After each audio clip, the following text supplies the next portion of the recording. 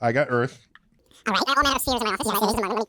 Let me yank this off. It's my favorite planet. It's my favorite planet. Oh, good. Yeah. The difference is, of course, in space, it doesn't look like this because in space, there are no color-coded countries. There you go. In space, there is ocean and land and clouds. Nice. Funny how it works out that way. So I just wanted to impress upon you how smooth Earth actually is. Okay. We think of it as, well, how could it be smooth?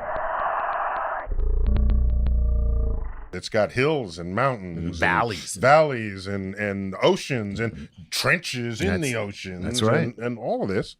And so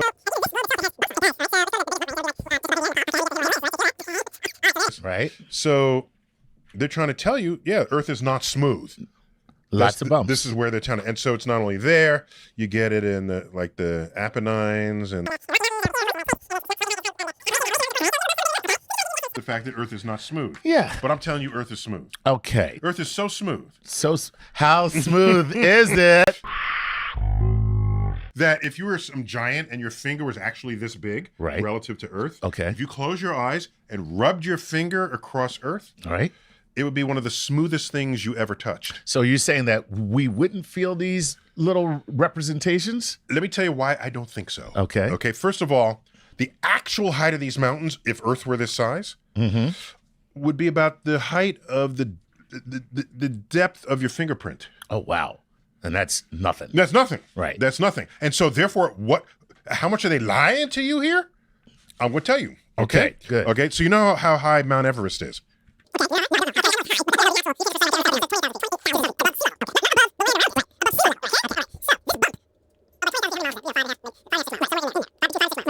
If you calculate how big this bump would be given the size of the Earth, it'd be 83 miles high. This bump here. Yes. That's pretty wild. Okay. Right. 83 miles. 83 miles. Yeah. So this is lying to you. Right. And almost all geologic globes that give you the bumps and the ridges and the thing, they're lying It's to just you. a little exaggerated. A lot exaggerated. Exactly. A lot exaggerated. So this feeds our belief that somehow Earth is a very terrained place. Right.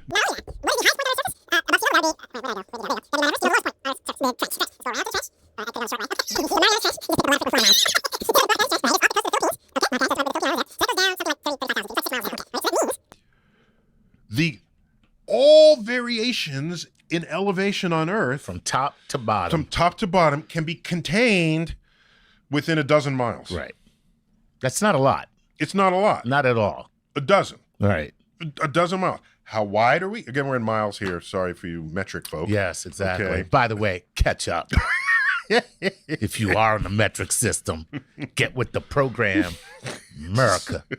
So I don't know. So if you only have about a dozen miles across a diameter of 8,000 miles, that's the diameter of the Earth. That is small. That is so small. If you shrunk Earth down to a cue ball, right, in billiards, it'd be one of the smoothest cue ball ever built. Right. Ever. Yeah. Again, you'd rub your finger on a cue ball. I don't feel any difference. You feel nothing. You don't feel nothing. And as what would happen if you did it on the Earth here.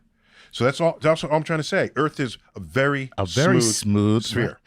Wow. See, now there will be people who will say you are wrong because I can see mountains. And you are wrong because I can see valleys. Yeah, it's because you are littler than the bumps and wiggles. That's very funny.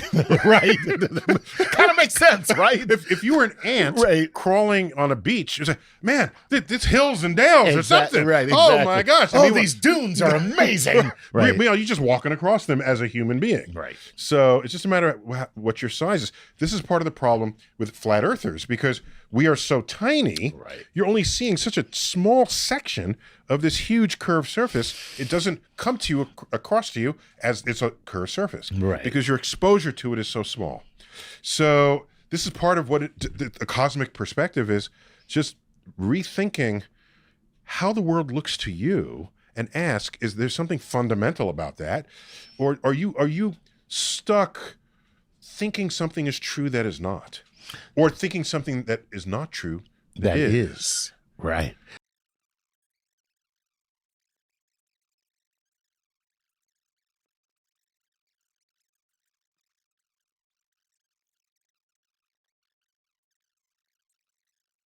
So there you have it, Earth and its bumps and wiggles. There you go. The earth, smooth, but not flat.